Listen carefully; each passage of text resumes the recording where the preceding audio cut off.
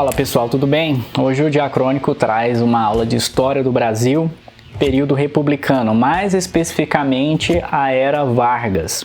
A gente vai dividir essa aula sobre a Era Vargas em 3 blocos. Nesse primeiro bloco a gente vai tratar desde a Revolução de 30 até 1934. E antes da gente dar continuidade, eu peço para que você se inscreva no canal caso não seja inscrito. Então é isso, vamos para a aula.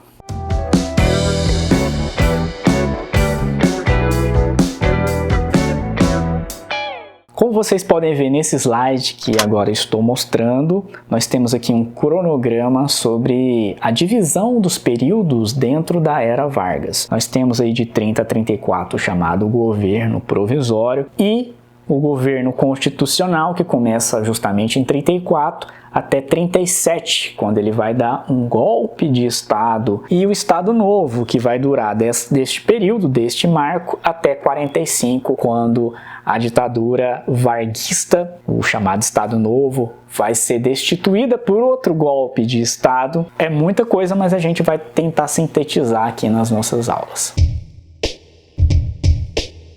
Bom, a primeira coisa que a gente precisa mencionar e problematizar a respeito dessa época é justamente o nome, Era Vargas. O nome de uma pessoa, o sobrenome de uma pessoa, que é dado por todo esse período, de 1930 até 1945. E há historiadores, inclusive, que vão levar essa ideia de Era Vargas até 1954, quando Vargas comete o suicídio. Por quê? Entende-se que o período posterior ao Estado Novo, de 45 adiante, onde vai ter o governo de Eurico Dutra, ele também vai ser um governo influenciado por essa figura de Vargas, já que o Dutra vai ocupar cargos de ministro no período do Estado Novo. E posteriormente ao Dutra, quem assume o poder através de eleições vai ser o próprio Vargas. Apesar deste nome, temos que levar em consideração que tudo não estava centralizado, voltado para essa persona, para esse personagem histórico que é Getúlio Vargas. Até porque, como considera um dos estudiosos do período, o professor Marcos Napolitano, muitas medidas políticas de Vargas, elas eram reações a grupos,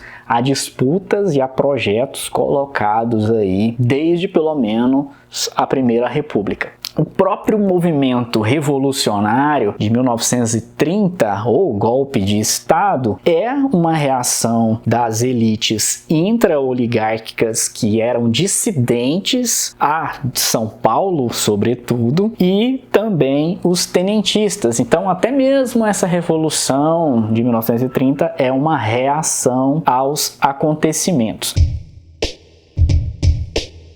Vamos aqui entender rapidamente a respeito do movimento que leva Vargas ao poder. Apesar da política oligárquica ser bastante forte durante a Primeira República, isso não significa que ela não era objeto de contestação por diversas forças e grupos no país. Nós temos disputas dentro das próprias oligarquias, nós temos um movimento tenentista contestando o poder, o movimento operário, sobretudo aí com grandes greves como a de 1917. Nós temos também revoltas urbanas populares, como, por exemplo, a revolta da vacina, que vai acontecer também nesse período. Nós temos o movimento modernista nas artes também fazendo crítica ao modelo político e social da época da Primeira República. Então, apesar de haver uma certa estabilidade, isso não significa que não havia contestações. E é justamente a partir dessas contestações que vai se formar o movimento de 30. São os derrotados na eleição que não reconhecem, não aceitam o resultado das urnas devido aí à série de fraudes que aconteciam nas eleições nessa época, o voto de cabresto, subornos, violências, enfim. O grupo perdedor das eleições de 30, a Aliança Liberal, da qual o candidato à presidência era Vargas e o vice João Pessoa, vão contestar a vitória do candidato apontado pelas elites paulistas, pelo Partido Republicano Paulista Júlio Prestes, utilizando inclusive um assassinato. O candidato à vice-presidência, o João Pessoa, que não tinha exatamente a ver com uma disputa política nacional, mas era uma disputa política regional, seu assassinato, e também questões morais envolvidas, utilizaram deste assassinato como motivo político para mostrar como era a bandidagem dos políticos da situação na época. E com a ajuda dos tenentistas, esse movimento chamado de revolução vai destituir o presidente da época, o Washington Luiz, e não vai deixar nem que o Júlio Prestes, que tinha sido vitorioso das eleições, assumisse o poder, entregando na mão agora de Getúlio Vargas e de uma junta ali formada num chamado governo provisório ou governo revolucionário. É essa que é a chamada da Revolução ou Movimento Revolucionário de 1930. A gente pode fazer uma contestação também, uma problematização deste termo, deste conceito revolução. Até então, a historiografia tradicional ela considerava esse acontecimento como uma revolução, mas posteriormente, os historiadores eles vão interpretando de forma diferente esses atos e vão percebendo que precisaríamos de um rigor maior para empregar esse conceito de revolução. A revolução ela vai significar uma transformação estrutural, uma transformação rápida e profunda das estruturas, das bases da sociedade, seja na economia, seja na política, e ela pressupõe também uma participação popular, o que não houve, não aconteceu. Esse movimento de 30, ele foi muito mais um movimento das elites, das oligarquias dissidentes, com os tenentistas ou os tenentes com baixa participação popular, e também não houve então essa mudança que a gente possa chamar de tão profunda assim que seria uma revolução. Há reformas, há transformações, mas elas não são tão estruturais assim, tão abrangentes.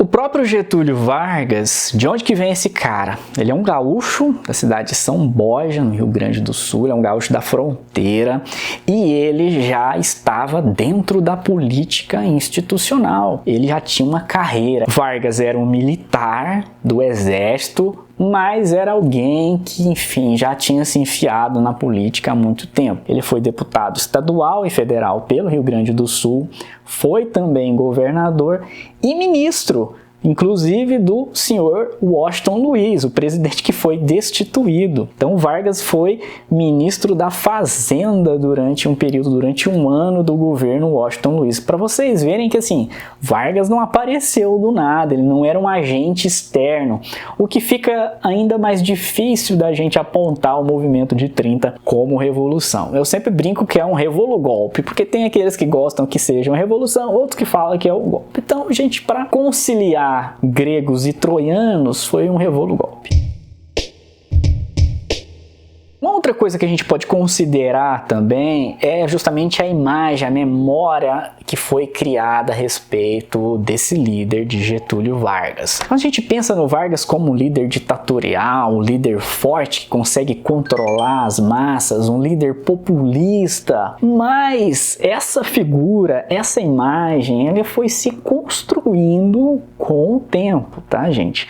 Então, no começo aqui, no ponto de partida, depois da Revolução, inclusive, ou do golpe, Vargas não era isso tudo, não. Tem uma charge do chargista político da época, o Belmonte, que eu acho muito interessante, vou colocar para vocês aí. Ela vai mostrando como a face, como o rosto, como o semblante do Vargas ele vai mudando ao longo de todo esse tempo, né? De 30 até 37, que é quando o autogolpe, né? O Estado Novo nasce, a ditadura propriamente dita nasce no governo Vargas. Vai mostrando como ele vai mudando, vai se alterando, né? E ele vai precisar ter muita artimanha política, muito jogo de cintura político para atender algumas das principais demandas desde a época da Primeira República e também não ceder demais para que ele não fosse tirado do poder pelas oligarquias mais fortes. Então há uma acomodação de interesse, há várias negociações com os diferentes grupos em disputas. Não dá para dizer que a política oligárquica morre completamente em 1930, porque não é isso que vai acontecer. O próprio Vargas estava dentro do teatro das oligarquias. Então essa imagem de líder máximo autoritário, de pai dos pobres, é algo que foi construído com o passar do tempo. Precisamos ter cautela com essa imagem. Outra coisa que se pode pensar é que depois de 30, então as oligarquias foram jogadas para debaixo do tapete e os tenentistas, junto com esses dissidentes, formaram um governo coeso e homogêneo.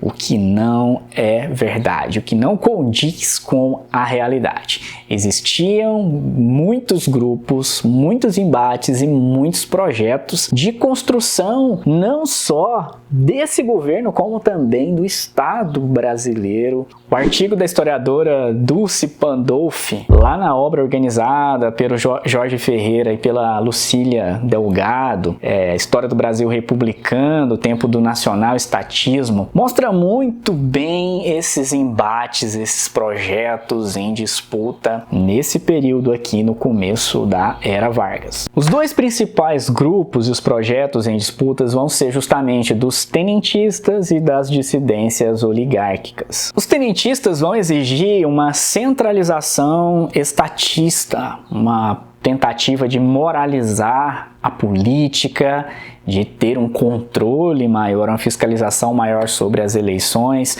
e também fugir da dependência com o grupo dos cafeicultores, investindo na indústria nacional. Por outro lado, essas dissidências oligárquicas queriam um arranjo dos seus interesses, não queria grandes reformas profundas, né? Era a continuidade de um liberalismo reformista. Para poder pressionar o governo, os tenentistas vão criar o Clube 3 de Outubro, que era justamente a data da chamada Revolução ou do golpe de 1930. Esse Clube 3 de Outubro, localizado no Rio de Janeiro, ele tinha então como objetivo pressionar o governo para atender às demandas e inclusive também frear a força política que as oligarquias dissidentes tinham. Até mesmo o tempo de duração desse chamado governo provisório, gente, estava em disputa.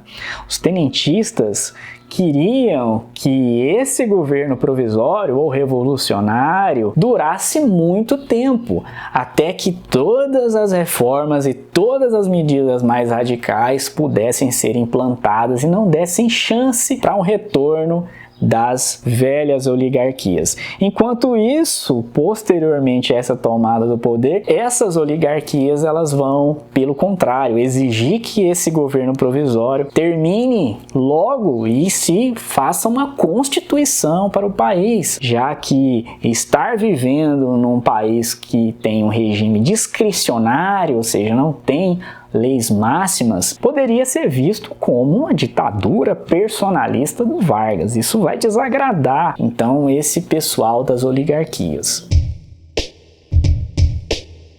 Vamos falar sobre as primeiras medidas do governo provisório, que elas foram intervencionistas e centralistas em sua maior parte. Uma das primeiras medidas do governo provisório vai ser conceder anistia aos tenentistas revoltosos naquelas revoltas lá de 1922, do 18 de Forte de Copacabana e de 1924 em São Paulo, né? Já era uma demanda desde os anos 20 para que esses caras fossem perdoados pelos seus crimes políticos, e isso vai acontecer. Uma outra das medidas colocadas vai ser o sistema das interventorias. Além de destituir o presidente Washington Luiz e não deixar que o seu sucessor eleito, Júlio Prestes, fosse conduzido à presidência, Vargas também vai destituir todos os governadores, na época chamados de presidentes de estado, e colocar em seus lugares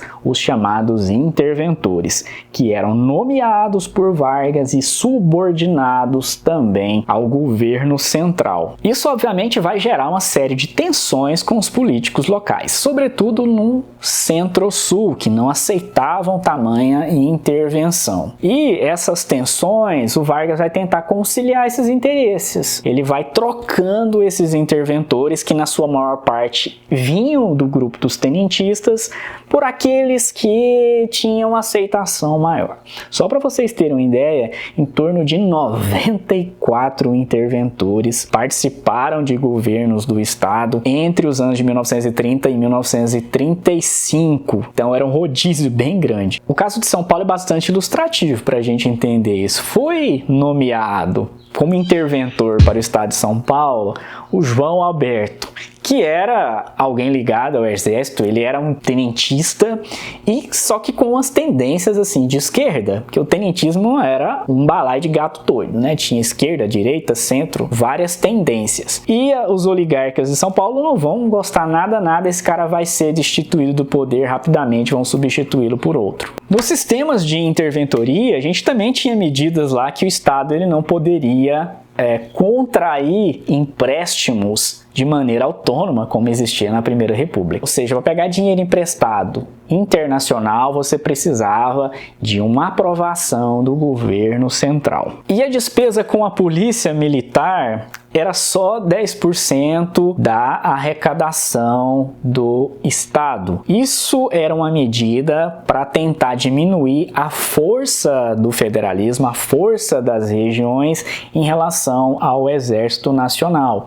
Não podia, nesse sentido, então, armar a polícia com mais armas, mais equipamentos do que o Exército Nacional. Outra medida de Vargas. Ou seja, muitas dessas medidas tentavam basicamente neutralizar as forças de São Paulo, que haviam sido as grandes perdedoras no movimento de 1930.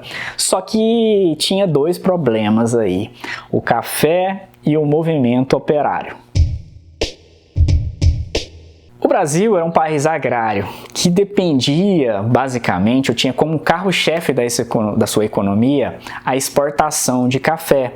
E o estado onde mais se plantava café era São Paulo. Então havia um problema aí que politicamente Vargas estava tentando centralizar, só que a dependência econômica era muito grande. Então, apesar de dizer que o governo revolucionário ia mudar radicalmente com a política da Primeira República, isso não foi concretizado totalmente, principalmente aqui no começo do governo provisório. Pelo contrário, para tentar conter a crise de 29, que começou com a quebra da Bolsa de Valores em Nova York, mas atingiu o mundo inteiro, inclusive os compradores de café do Brasil, vai gerar um problema muito grave aqui no Brasil. E a gente precisava vender esse café para fora para pegar essa grana e comprar vários produtos industrializados, porque o país era muito dependente dos produtos industrializados. E o que o governo Vargas vai fazer? Se por um lado havia a crítica lá ao Convênio de Taubaté, que era a prática criada aqui na Primeira República entre governos estaduais, mas com aval do governo federal, de comprar café excedente do exterior, oferecia o café para o exterior, não vendeu tudo, compra, estoca, espera esses preços subirem para poder vender. Então a política de valorização artificial do café. Quer dizer, havia crítica ao Convênio de Taubaté, mas o que o Vargas vai fazer? Comprar sacas de café, que nessa época também a gente tem um problema da superprodução, e queimar essas sacas de café, diminui a oferta, o produto se valoriza e aí você vende. Então esse é só um exemplo para vocês perceberem o caráter reformista da era Vargas, que não vai romper totalmente com a política econômica que existia no período anterior, tá? Vai ser criado, inclusive, o Departamento Nacional do Café em 1933, com uma tentativa de centralizar e controlar a produção, a comercialização, a importação de café, porque o diretor desse departamento, ele era nomeado pelo ministro da Fazenda. Foram criados também outros órgãos, organismos ligados aos produtos agropecuários, como, por exemplo, o Instituto do Cacau, o Instituto do Açúcar e do Álcool, todos eles com dirigentes, diretores apontados, nomeados pelo governo central. Todos esses órgãos vão ficar sob o comando depois do Conselho Federal de Comércio Exterior. Bom, já que falamos sobre como foi a tentativa de resolver o problema do café e como foi resolvido o problema do movimento operário, sobretudo ali em São Paulo, né, que era bastante forte, que organizava greves gigantescas como a de 1917. Enfim, para reduzir a força do movimento operário, a sua autonomia, as suas tendências socialistas, comunistas, anarquistas, foi criado o Ministério do Trabalho, Indústria e Comércio, já no comecinho aqui do governo provisório, justamente para tentar atender algumas das reivindicações, algumas das demandas e não perder o controle sobre o movimento operário nessa tentativa de construção de uma sociedade diferente. Além disso, uma série de decretos e de leis de proteção ao trabalhador vão ser criadas para atender às demandas, às reivindicações do movimento operário e dos trabalhadores em geral, como, por exemplo, a jornada diária, que agora era 8 horas para a indústria e comércio. O trabalho infantil e feminino finalmente foi regulamentado. Surgiu também uma lei de férias anuais, a carteira de trabalho, direito às pensões e aposentadorias. Todas essas leis vão culminar lá em 1943 com a CLT, Consolidação das Leis do Trabalho. Elas foram criadas aqui, alguns desses mecanismos, mas eles vão demorar um pouquinho a ser implementados. Também como tentativa de controlar o movimento operário, vai ser feito ali um decreto de sindicalização única, ou seja, Vargas vai tentar tutelar os sindicatos autônomos e independentes, lembrando que muitos desses sindicatos eram utilizados por anarquistas, por comunistas, para poderem aí utilizarem como veículo de conscientização da classe nas lutas empreendidas. O que o Vargas vai fazer? Ele vai construir os sindicatos únicos por categoria. Então eram sindicatos ali oficiais que, embora não fosse obrigatório a sua vinculação como membro, se você fosse trabalhador desse sindicato, na prática ela era bastante compulsória, porque esses benefícios que a gente acabou de dizer aqui há pouco, eles só eram concedidos para os trabalhadores que estavam vinculados aos sindicatos únicos, aos sindicatos tutelados e oficiais aqui por categoria. Juntas de conciliação e julgamento vão ser criadas para resolver ou arbitrar os conflitos que porventura surgissem entre empregadores e empregados, coisa que não havia na época da Primeira República, porque o Estado entendia que essa relação, esse contrato entre empregador e empregado só dizia respeito aos dois, a não ser que o contrato não fosse cumprido por algumas das partes. Geralmente o Estado só intervinha quando o trabalhador não cumpria. Quando o empresário não cumpria, fazia-se vista grossa. Haverá também a criação do Ministério da Saúde e campanhas de controle às doenças endêmicas, às várias epidemias que existiam no Brasil até esse período. E também esse Ministério da Saúde, ele era ligado à educação pública. Políticas de combate ao analfabetismo e de criação de escolas normais superiores para formação de professores também foram criadas, foram estabelecidas nesse período. Outra medida é a criação da Justiça Eleitoral e da Lei Eleitoral de 1932. Agora, inclusive, as mulheres vão poder votar depois de lutarem aí pelo sufrágio desde aí pelo menos da década de 10 na Primeira República. O voto passava a ser secreto e todo mundo acima de 21 anos, exceto analfabetos, religiosos e militares de baixíssima patente que estavam excluídos, o restante todo mundo podia votar. Apesar de todas essas medidas, ou Em razão de algumas dessas medidas, principalmente as centralizadoras, as oligarquias mais fortes de São Paulo e de outras regiões não vão ficar nada satisfeitos com o governo Vargas e, sobretudo, com a demora para a construção de uma Constituição. É a partir justamente desse jogo aqui, dessas oligarquias que foram perdedoras em São Paulo no movimento de 30 e também das oligarquias que eram dissidentes, mas que se desiludiram com o governo Vargas. Elas vão se juntar em São Paulo, o PD, Partido Democrático, o PRP, Partido Republicano Paulista, para lutar contra o personalismo varguista e também a ascensão dos tenentistas. Essa vai ser a Revolução Constitucionalista de 1932. É talvez a principal guerra civil que o Brasil já teve. Ela vai ocorrer entre julho de 1932 até outubro deste ano. A população paulista vai pegar em armas ou vai ajudar nos transportes, vai ajudar na indústria para poder lutar contra o Vargas. Lideranças de outros estados até que tentaram, algumas daram apoio à Revolução Constitucionalista. É o caso, por exemplo, do Arthur Bernardes, que participou do movimento de 30. Até mesmo a alta oficialidade dentro das Forças Armadas vai participar dessa Revolução Constitucionalista contra o Vargas. Esses caras eram justamente ali críticos à ascensão dos tenentistas, né? Eles viam aí que esses tenentes tinham ganhado muito prestígio, ocupando postos-chave de governo na era Vargas. Mas e qual que era a pauta principal dessa galera? A escrita ou a produção de uma Constituição e o fim do poder discricionário de Vargas, ou seja, o poder que não está fundamentado em leis máximas, que então, portanto, pode fazer o que bem entender. Só que o resultado dessa revolução será um fracasso para São Paulo, né? Vão tomar um capote nervoso do Vargas, das forças legalistas, das forças centrais. Apesar disso, da derrota na guerra, algumas das demandas, como por exemplo essa principal, que era para a escrita da Constituição, vai ser acelerado.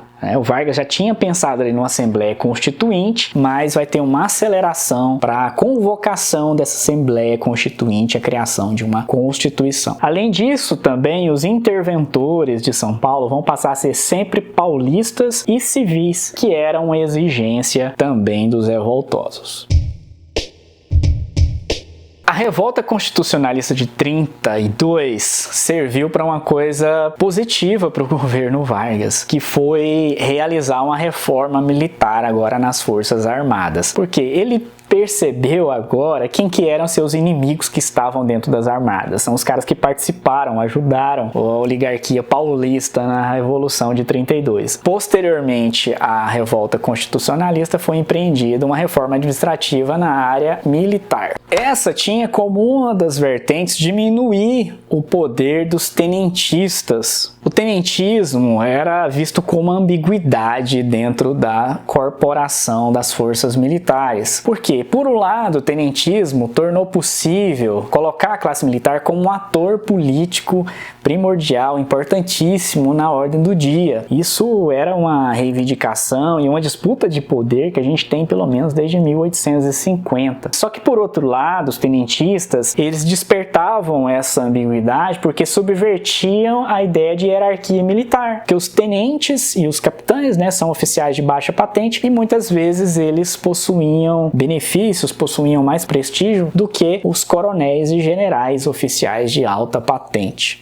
A reforma vai ser encabeçada por dois militares da confiança de Vargas, Eurico Gaspar Dutra, futuro presidente do país aí, e o Góes Monteiro, outra personagem aí bastante importante que foi subindo patentes à medida em que participava do movimento de 30. Nas palavras de Góes Monteiro, o objetivo principal dessa reforma era acabar com a política no exército para construir uma política do exército. Isso significa o quê? Que uma política no exército, você tem ali diversas vertentes, diversas ideologias, diversos projetos, o que colocava os militares uns contra os outros. Isso para o Góes Monteiro era ruim. Para vocês entenderem a confusão que havia, dentro do exército você tinha ali militar que era fascista, integralista, você tinha militar que era comunista. Lembremos que o maior líder do comunismo na época, Luiz Carlos Prestes,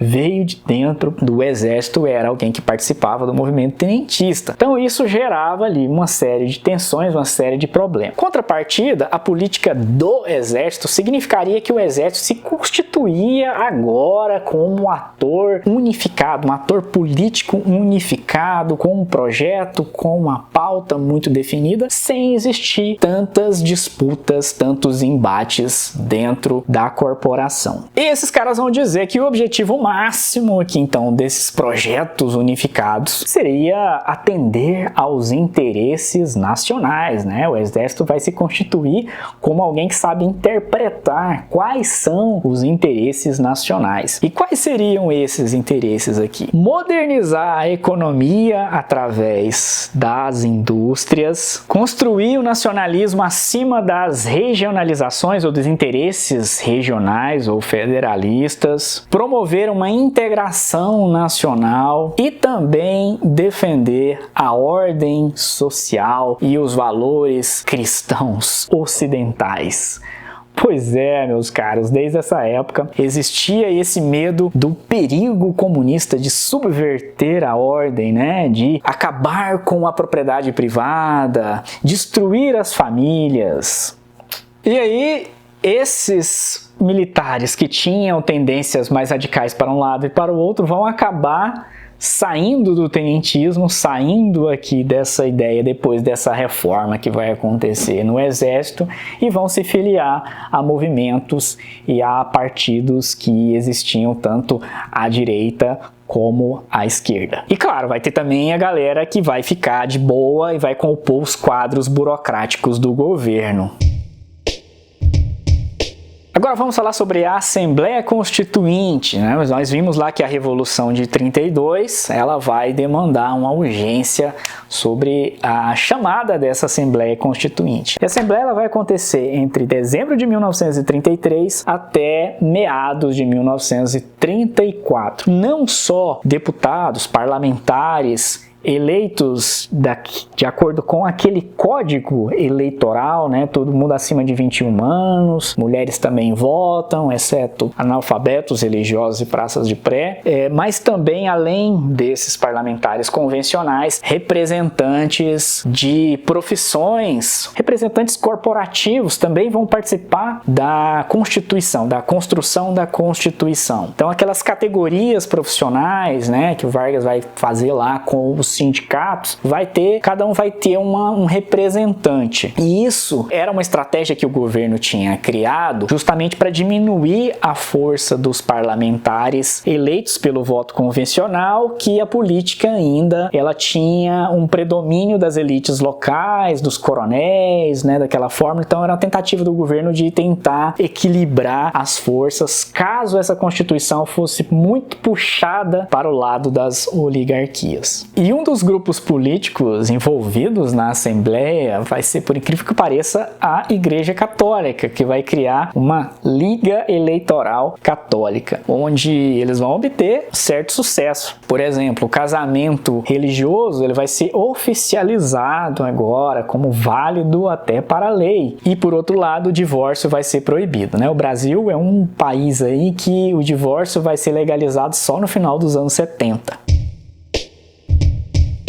E no final das contas, vai ser uma Constituição avançada, progressista para a época e para o país. Apesar de que a implementação mesmo dessas leis vai demorar a acontecer, não vai ser assim de bate-pronto, não. Embora existisse lá o aumento dos poderes da União com relação à legislação econômica e social, o princípio federalista de conceder certa autonomia aos estados vai ser mantido. Haverá a criação da Justiça do Trabalho, a implementação das 8 horas diárias agora estabelecida, férias anuais e até mesmo salário mínimos. Por outro lado, contrariando o governo Vargas, a pluralidade sindical vai ser garantida. Em relação às eleições, o voto passa a ser obrigatório e secreto. Todos acima de 18 anos, inclusive mulheres, podem votar, com exceção dos analfabetos que continuam não tendo esse direito. São estipulados mandatos de 4 anos de duração para presidência, governo e prefeituras. Todos eles mandatos com eleição direta,